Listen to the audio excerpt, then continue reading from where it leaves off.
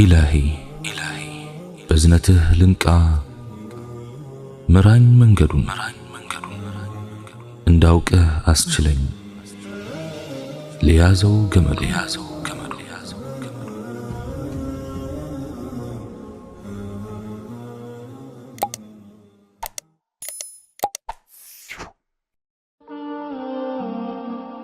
بسم الله.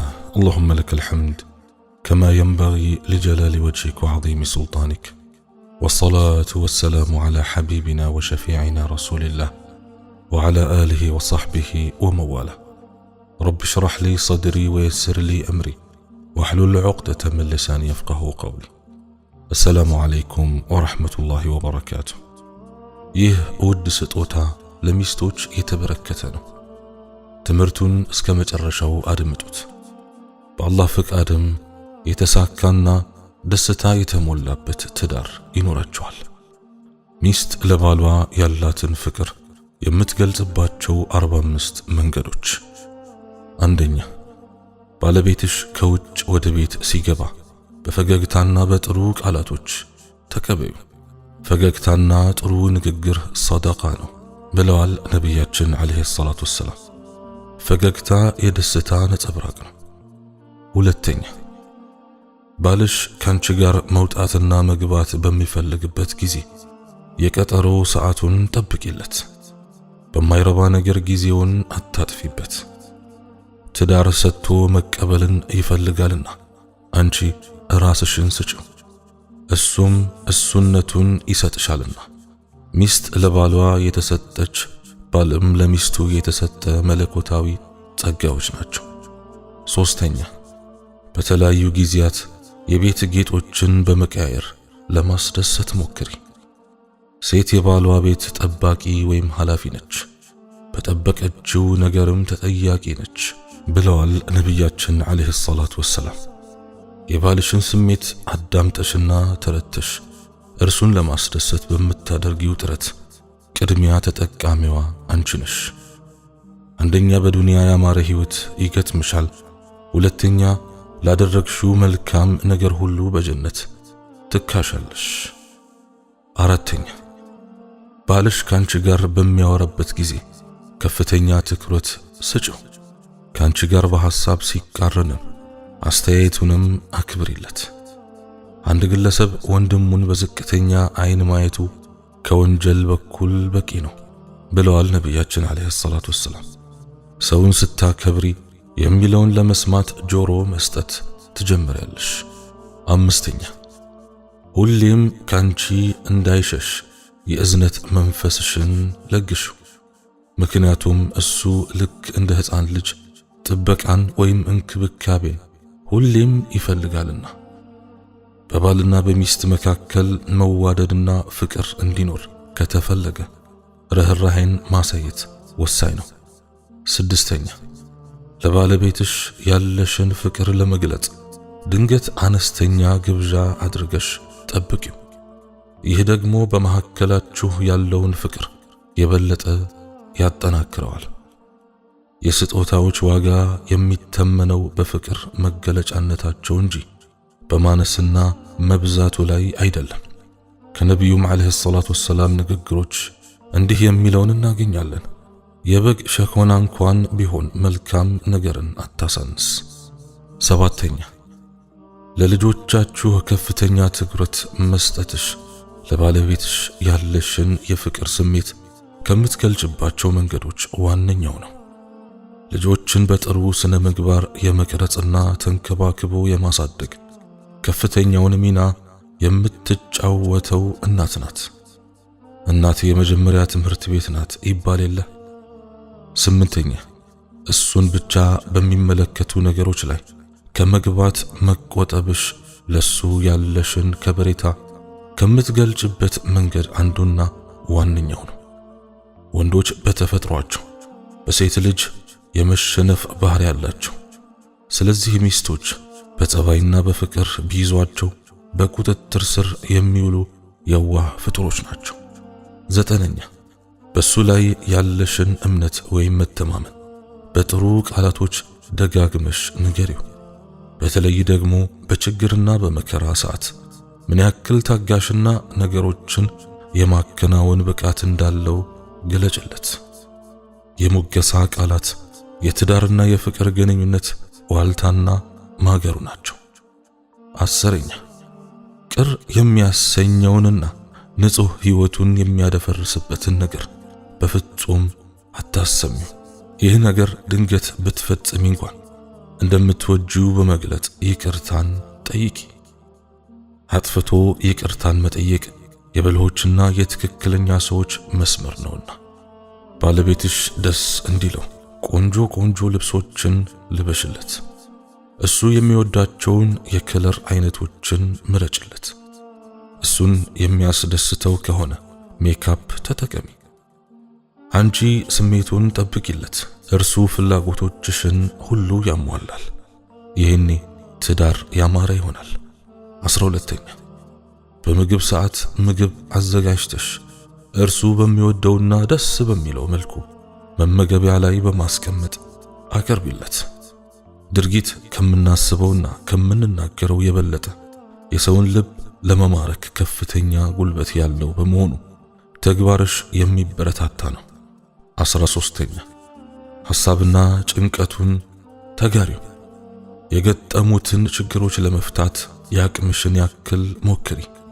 ከገጠመው ችግር ለማለፍ በሚያደርገው ትግል ከጎኑ በመሆን እርጂው። ከስጦታዎች ሁሉ የላቀው ስጦታ በችግር ሰዓት የሚሰጥ ነው። ተሰጣጡ ትዋደዳላችሁ ብለዋል ነቢያችን አለይሂ ሰላቱ ወሰላም። 14ኛ የተጋባችሁበትን ቀን በማስመልከት ልዩ ስጦታ ገዝተሽ ስጪው። ከዚያ በኋላ በዚያ ቀን የገጠማችሁን የደስታና የሳቅ አጋጣሚዎች አስታውሱ። ስጦታ የሰውን ቀልብ የመቆጣጠር አቅሙ ከፍተኛ ነው። በስጦታ የሰውን ቀልብ መግዛት ትችላላችሁና ሰጭ ሁኑ ይላሉ ነቢያችን አለይሂ ሰላቱ ወሰላም። 15ኛ ባልሽ የሚወደውን ነገር አሳየው፣ ቅብጥብጥ እንዲል አድርጊው። ባልሽ ይህን ስታደርጊ ደስ ይለዋል፣ ስታሻሺው ደስ እንደሚለው ሁሉ። መልካም ሚስት ማለት የባሏ ስሜት ገብቷት ስሜቱን ለመጠበቅ የምትጥር ሴት ናት። የትዳር ህይወት ታላቅ የመተሳሰቢያ መድረክ ነው። 16ኛ አላህን የማያስቆጣ እስከሆነ ድረስ ማድረግ የማትፈልጊውን ነገር ባልሽን ለማስደሰት ስቲ አድርጊ። ነፍስሽንም ከሁኔታው ጋር ለማስማማት ጥረት አድርጊ።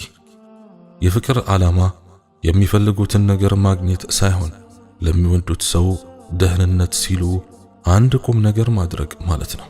17ኛ ባልሽ ለናንተ ሲል የሚያደርገውን ልፋትና ድካም ግምት እንደምትሰጪው ስሜትሽን ለመግለጽ ሞክሪ። ሚስት ባሏን ስታሞግስና ስታመሰግነው የባሏ ልብ ለሌላ መልካም ምላሽ መሰናዳቱ የማይካድ ሐቅ ነው። መልካም ለዋለላችሁ ሰው ወረታን መልሱ ብለዋል ነቢያችን አለይሂ ሰላቱ ወሰላም።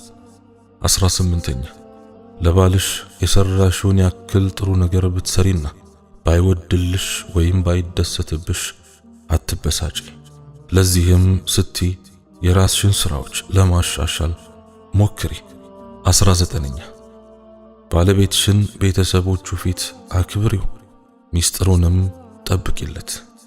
ባልን መታዘዝና ማክበር የአላህንና የረሱልን አለይሂ ሰላቱ ወሰላም ትእዛዝ ከመጠበቅ ይቆጠራል።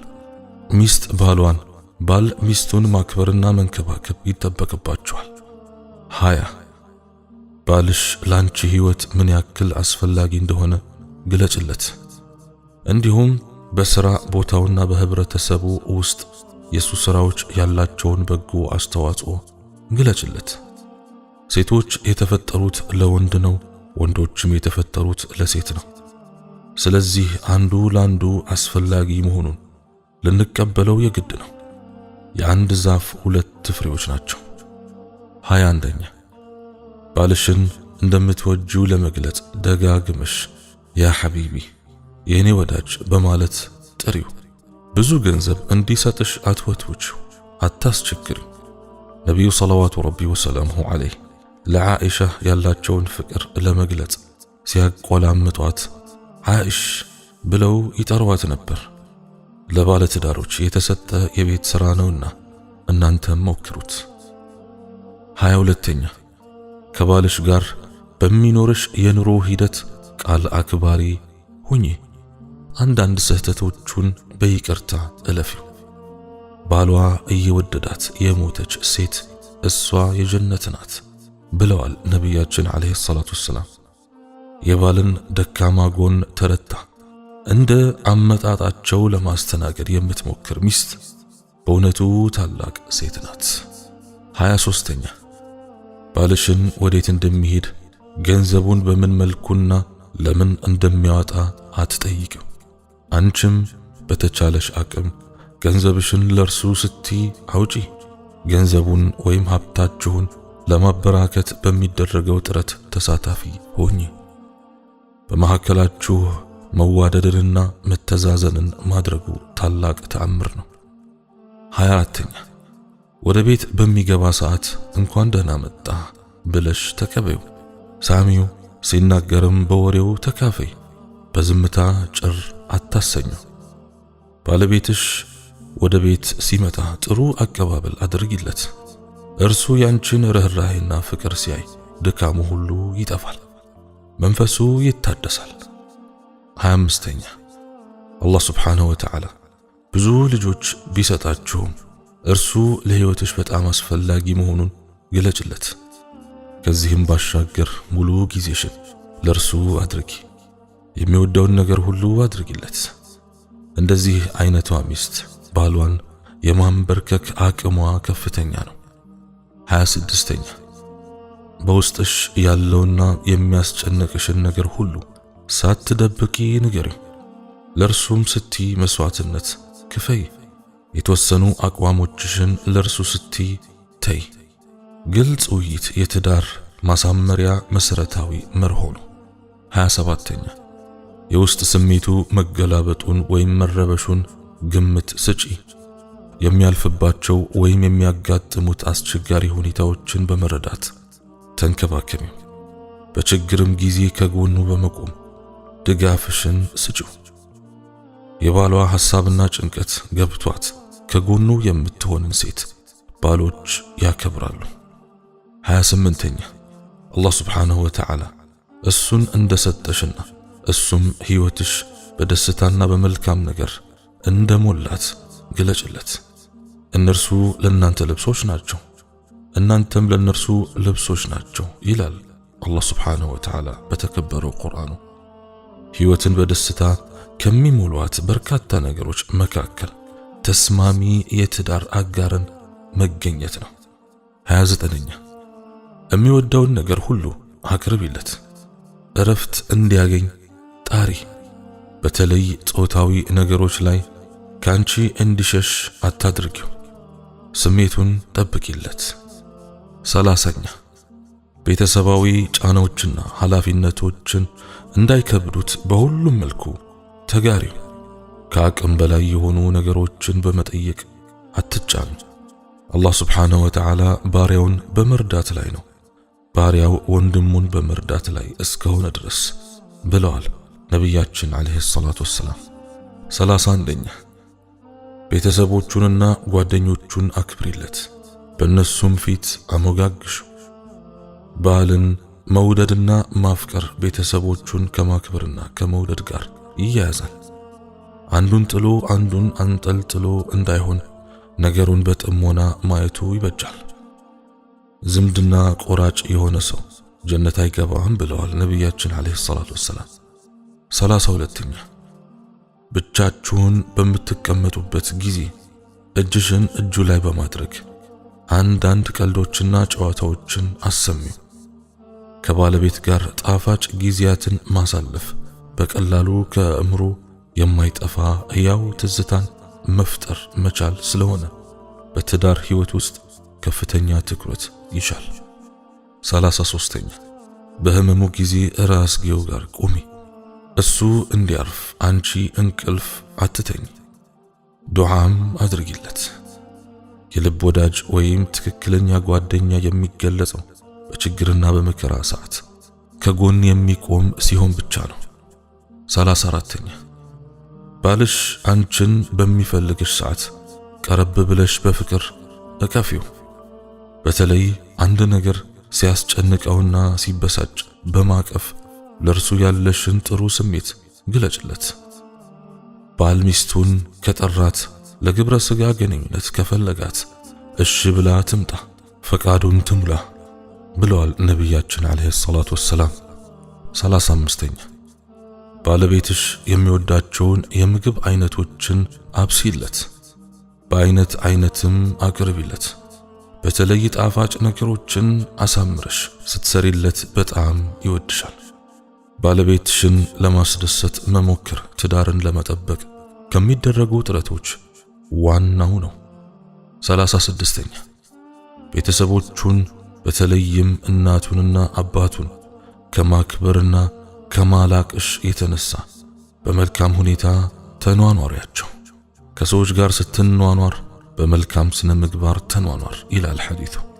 መልካም ማህበራዊ ህይወትን ለመኖር አለመታደል ሁሌም በህይወት ላይ ክፍተትን ይፈጥራል። 37ኛ ለረጅም ሰዓት ከቤት ወጥተሽ አትቆይ። ከቤት በምትወጭበት ጊዜ የሱን ፈቃድ ጠይቂ። ለትዳር ህይወት ደህንነት ሲባል ሚስት ያለ ባል ፈቃድ ከቤት መውጣት አይኖርባትም። ስትወጣ ታስፈቅደው። በአንድ ቤት ውስጥ አንድ አስተዳዳሪ መኖሩ የግድ ነው። 38ኛ የባልሽን ሚስጥር ጠብቂለት፣ ለማንም አትናገሪ። ይህን የምታደርጊውም ለርሱ ስትይ መሆኑን ግለጭለት። የቂያማ ቀን ከሰው ሁሉ ሸረኛና መጥፎ ማለት ከትዳር ጓደኛው ጋር የፈጸሙትን ሚስጥራዊ ነገር የሚያባክን ወይም የሚያሰራጭ ነው ብለዋል ነቢያችን አለይሂ ሰላቱ ወሰላም። የትዳር ጓደኛን ሚስጥር ማባከን ራስንም ለውርደት የሚዳርግ ክፉ በሽታ ነው። 39ኛ ባለቤትሽ ማታ ቢያመሽም እንኳ ሳትተኝ ጠብቂው። ሲገባም በሰላም በመምጣቱ ደስታሽን ግለጭለት። ቁርአን ምን ይላል? መጥፎን ነገር በመልካም ሁኔታ መልሰው፣ ይሄኔ ባንተና በእርሱ መካከል ጠላትነት ያለ ሰው እንኳን ቢሆን የቅርብ ዘመድ ወዳጅ ይሆናል። 40ኛ ባልሽን በሚወደውና በሚጠላው ነገር ላይ አዋሪው። ከዚያም የሚወደውን በመስራት የሚጠላውን ራቂ። ይሄኔ የሱን ደስታ መሻትሽን ሲያይ አንቺ ለሱ ያለሽን የፍቅር ስሜት ይረዳል። ግንኙነታችሁንም ይበልጥ ይጠነክራል። በደስታ የተሞላ ቤትም ይሆናል። 41ኛ ለባልሽ ተዋቢለት፣ ካንቺም ጥሩ ሽታ እንዲያገኝ ሽቶ ተቀቢለት። ባልሽ በጥሩ ቅርጽ ወይም ሁኔታ እንዲያይሽ ጣሪ። ባያመሰግንሽም ይህንን ደጋግመሽ አድርጊ። ምክንያቱም ብዙ ጊዜ ወንዶች ብዙ አይናገሩም፣ ምስጋናም አያበዙም። ስሜቶቻቸውን የሚገልጹበት ጊዜም አነስተኛ ነውና። 42ኛ ለባለቤትሽ ልጆች ስትወልጅለት ይህ አድራጎትሽ አንቺ ለባልሽ ከፍተኛ የፍቅር ስሜት እንዳለሽ ግለጭለት። ስታገቡ ባሏን ወዳድና ተወዳጇን እንዲሁም ልጅ የምትወልደዋን አግቡ ብለዋል ነቢያችን አለይሂ ሰላቱ ወሰላም። ልጆች የአይን ማረፊያ የልብ ደስታ ናቸውና። 43ኛ ከባለቤትሽ ጋር አብረሽ ስትሆኝና ንግግር በምታደርጉበት ጊዜ በየአጋጣሚው ጉብዝናውንና ወንድነቱን ግለጭለት። ጣዕም ያለው ውይይት ማለት ብሎ ማዳመጥንና ሐሳብን በአግባቡ መግለጽም ጭምር ነው። ሕይወት በምክክር ላይ የምትገነባ ከሆነ ጣዕሟ ይጨምራል። 44ኛ እንግዶቹን በጥሩ ሁኔታ ተቀበያቸው፣ አክብሪያቸው። የሚቀመጡበትን ቦታም ጥሩ ሽታ እንዲኖረው በማድረግ አዘጋጅላቸው። በአላህና በመጨረሻ ቀን የሚያምን እንግዳውን ያክብር። በአላህና በመጨረሻ ቀን የሚያምን ጎረቤቱን ያክብር። በአላህና በመጨረሻ ቀን የሚያምን መልካም ይናገር ወይም ዝም ይበል ብለዋል ነቢያችን አለይሂ ሰላቱ ወሰላም። 45ኛውና የመጨረሻው አንቺ በርሱ የረካሽ ወይም የተብቃቃሽ መሆንሽንና ሌላ እንደማትፈልጊ ግለጭለት። ይህ ደግሞ ካንቺ ጋር ያለውን ግንኙነት የበለጠ ያጠነክርለታል። በፍቅርና ርህራሄ የተሞላ ቃል በችግርና በመከራ የወደቀን ሕይወት የመለወጥ አቅም አለውና ቃላችንን ጠብቀንና አስበን እንሰንዝር። አላህ ስብሓንሁ ወተዓላ ትዳሮቻችንን በደስታ በፍቅር በመተሳሰብና በመተዛዘን የተሞሉ ያድርግልን። اللهم إنك عفو تحب العفو فاعف عنا. اللهم أنت الرحيم فارحمنا. اللهم أنت اللطيف فالطف بنا. أنت الرزاق فارزقنا. أنت التواب فتب علينا برحمتك يا أرحم الراحمين. اللهم إنك عفو تحب العفو فاعف عنا. اللهم اغفر لنا جميع ذنوبنا فإنه لا يغفر الذنوب إلا أنت. سبحانك اللهم وبحمدك أشهد أن لا إله إلا أنت أستغفرك وأتوب إليك. وآخر دعوانا أن الحمد لله رب العالمين والسلام عليكم ورحمة الله وبركاته.